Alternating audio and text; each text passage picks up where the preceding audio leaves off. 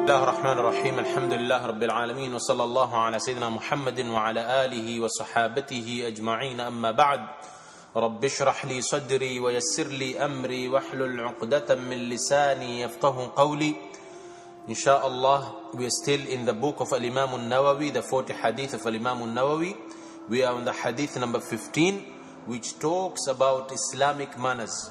Very, very important hadith of the Prophet sallallahu alaihi wasallam.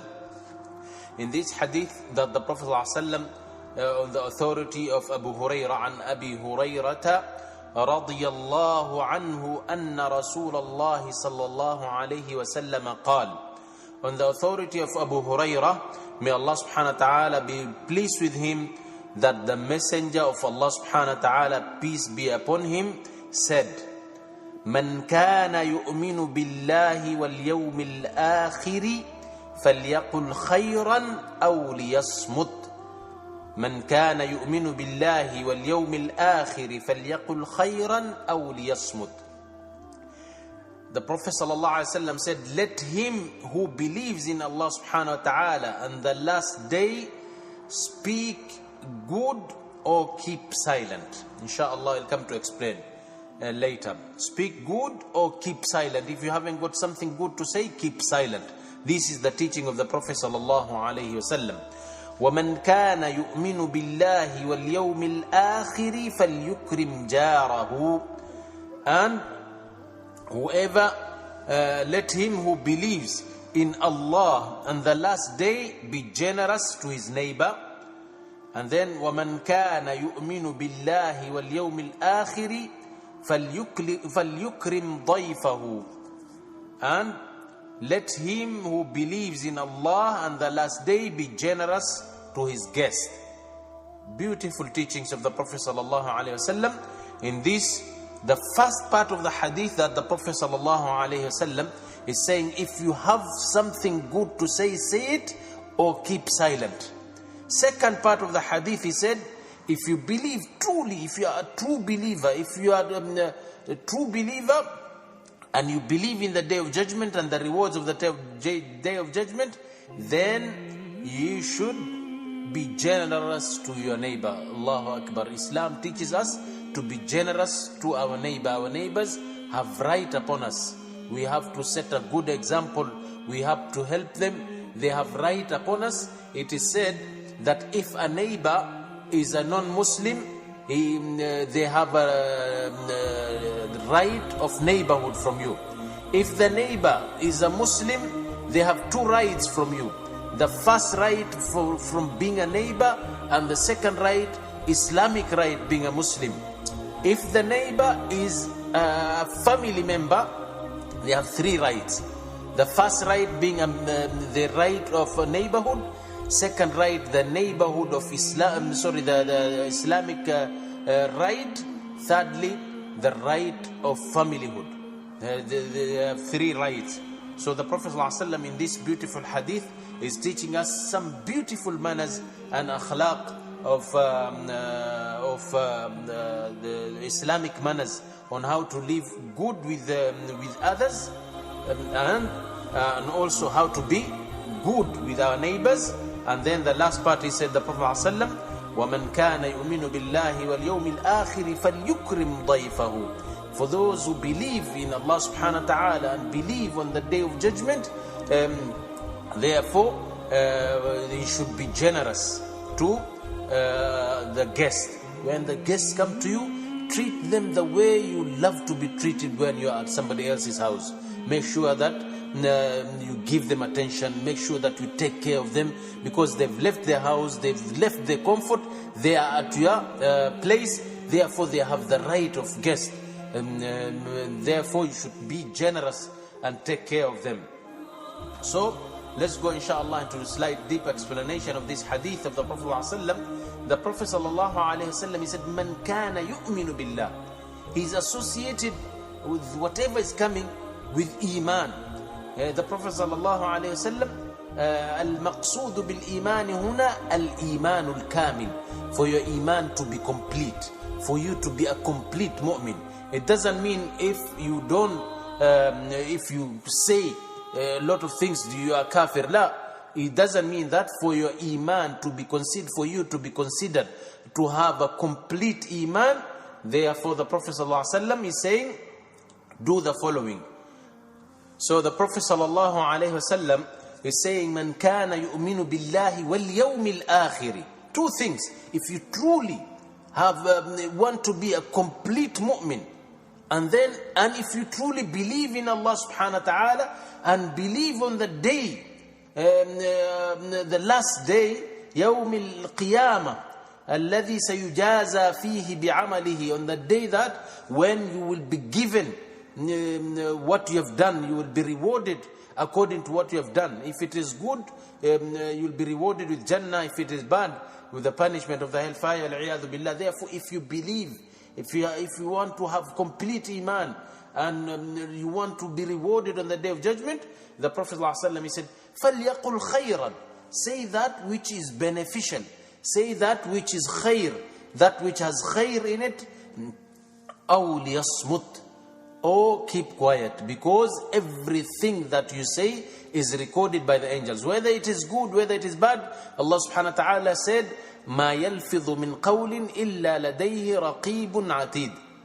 You do not say anything except there are angels who are recording each and every little thing that comes out of your mouth is recorded, and you will be rewarded. Therefore, say something that will benefit you in akhirah, and keep quiet for anything that is not beneficial. So what do we benefit from this great hadith of the Prophet ﷺ, which have beautiful teachings with regard to iman, the completion of iman, if someone wants to be a complete Muslim? Therefore this hadith is reminding us on the day of judgment, whereby somebody will be rewarded according to their action, and it is the day that when we will stand in front of Allah subhanahu wa ta'ala and will be held accountable. The Prophet ﷺ is also teaching us that the dangers of the tongue, the dangers of the tongue, and it's important for someone before he wants to say something to think before he says.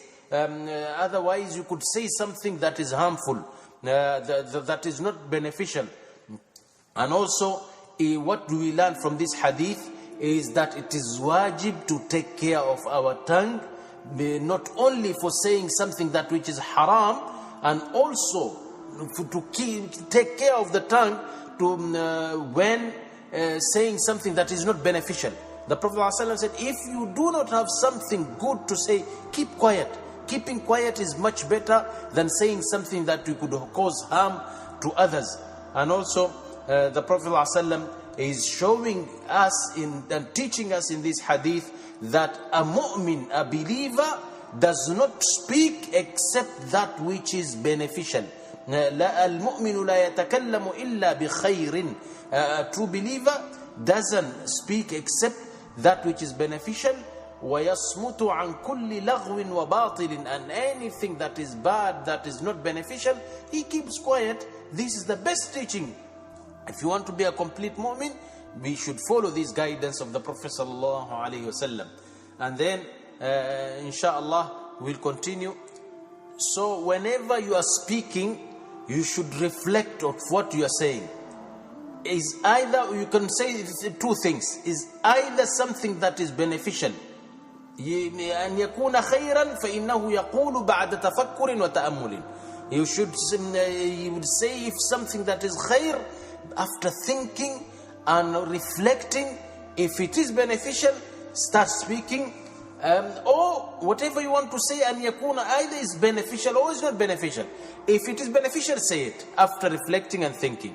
If it is not beneficial, and yakuna sharran fa innahu la yaquluhu, it is something bad, something haram, something not beneficial, something hurtful to other people's feeling, therefore do not say it. You'll be held accountable. It is not of the good teachings of the Prophet sallallahu alaihi wasallam, and it does not reflect when you say bad things. Your iman is showing deficiency in your iman, is showing that your iman is not complete. So this hadith of the Prophet sallallahu alaihi wasallam, the Prophet sallallahu alaihi wasallam has put it as the signs of someone having a complete iman, is that person who says something beneficial, or you will see him not speaking quite a lot because he doesn't have something beneficial to say. And the Prophet ﷺ, in speaking of the dangers of the tongue, he said how many we will be thrown in the hellfire because of what the tongue speaks, because of the tongue of what they speak. And Ibn Abbas radiallahu anhu, one of the great sahabas of the Prophet ﷺ, he said, Rahim Allahu abdan, Allah's mercy is upon a person, qala khayran faghanim, he says something that is beneficial and he benefited with a lot of rewards and benefited in helping others and will be rewarded. Aw sakata an sharrin fasalim, or he kept quiet for that which is not beneficial and he benefited from keeping quiet also. So we've explained the first part of the hadith of the Prophet sallallahu alaihi wasallam, saying, "Man kana yu'minu billahi wal yawmil akhir falyaqul khayran aw liyasmut." Let's go to the second part, inshallah. The Prophet sallallahu alaihi wasallam is saying, "وَمَنْ كَانَ يُؤْمِنُ بِاللَّهِ وَالْيَوْمِ الْآخِرِ," and him, whoever believes in Allah subhanahu wa ta'ala and the day of judgment, فَلْيُكْرِمْ جَارَهُ. Therefore, it is the sign of iman, the sign of your complete iman, if you are generous to your neighbor. Islam teaches us to be very generous to our neighbor. The ulama, they've, the way I've said earlier on, they've divided the neighbors into three parts. جار قريب مسلم فله فهذا له حق الجوار والقرابة والإسلام. A neighbor that is a close family member or family member and then is a Muslim, this one has two rights upon you. The first one, has three rights.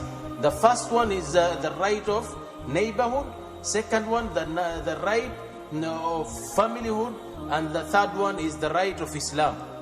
The second kind of a neighbor that the ulama, they've said, jarun muslimun ghayru qaribin. It is a neighbor that is a Muslim but is not close family or is not a family. فَهَذَا لَهُ حَقُّ الْجِوَارِ وَالْإِسْلَامِ. This one has the right of neighborhood and Islam, two rights. The first one is three rights because it's family and neighbor and Islam. The second one, because he's a Muslim but he is not close to you, he's not a family member, therefore he has two rights of neighborhood and Islam. The third one, they said, jarun kafirun فَهَذَا لَهُ حَقُّ الْجِوَارِ. The third one is a neighbor that is a non-Muslim. This one has the right of neighborhood. So if we do not give them the right, we will get asked by Allah subhanahu wa ta'ala.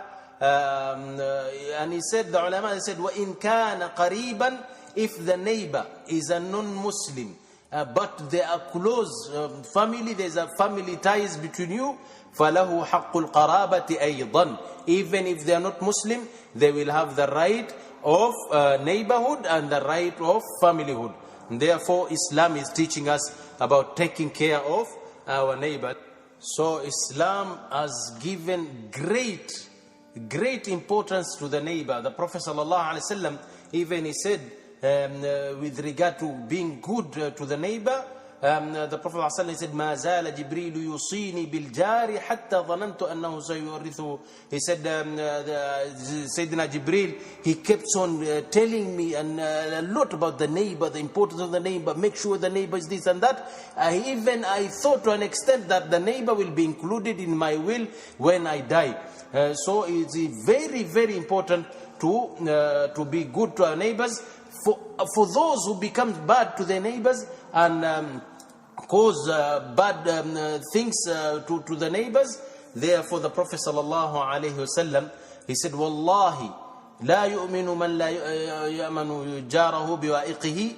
His iman will not be complete for that person whose jiran, whose neighbor, will not be finding peace because of them. And also, and the Prophet ﷺ, he said, "Man kana yu'minu billahi wal yawmil akhir fala yu'dhi jarahu." Whoever, in another hadith, he said, whoever believe in Allah subhanahu wa ta'ala, for you to have a complete iman and the day you believe in the day of judgment, therefore you shouldn't do bad to your neighbor. And also doing bad to our neighbors, being bad to our neighbors, is one of the reasons for going to the hellfire, wal-'iyadhu billah. In a hadith narrated by Sayyidina Abu Hurairah, قال رجل يا رسول الله, a person came to the Prophet sallallahu alaihi wasallam. He said, "Oh, the Prophet of Allah, there is this woman who prays quite a lot. She prays and prays quite a lot, and she fasts during the days and nights. She wakes up to pray, but she is bad to her neighbors because of her tongue. She is bad to her neighbors." The Prophet sallallahu alaihi wasallam said, "Hiya finnar." She is amongst the people of the hellfire. Too many salat and too many fasting will not save her from going to the hellfire if she is bad to the neighbors. It is extremely important making sure that you take care of your neighbor. Let's go to the third part of the hadith of the Prophet sallallahu alaihi wasallam. And the Prophet sallallahu alaihi wasallam said, "وَمَنْ كَانَ يُؤْمِنُ بِاللَّهِ وَالْيَوْمِ الْآخِرِ فَلْيُكْرِمْ ضَيْفَهُ." Whoever believe in Allah subhanahu wa ta'ala and believe in the day of judgment, he should be generous to the guest. Therefore, some of the ulama, they went to an extent of saying taking care of your guest is wajib. Others, they said it is sunnah mu'akkada. It is sunnah that big sunnah, that important sunnah, taking care of your neighbors. The Prophet ﷺ used to be very, very generous, and he used to be an extremely beautiful example, a good example, helping the neighbors and being generous to the guests. People, even if they are Muslim, non-Muslim, with good akhlaq of the Prophet ﷺ, and the Sahabas after him, they used to enter Islam because of the good akhlaq, the way the Prophet ﷺ and the Sahabas used to take care of their neighbors. They used to take care of one another, they used to take care of their guests. Inshallah, we ask Allah subhanahu wa ta'ala to give us the good understanding of this great hadith and give us the opportunity to implement it in our life, inshallah, to say that which is beneficial and to keep quiet from that which is harmful or that which is not beneficial, and also to be generous and to be good to our neighbors and to be generous and good to our guests, inshallah. Wa sallallahu ala sayyidina Muhammadin wa ala alihi wa sahbihi wa sallam.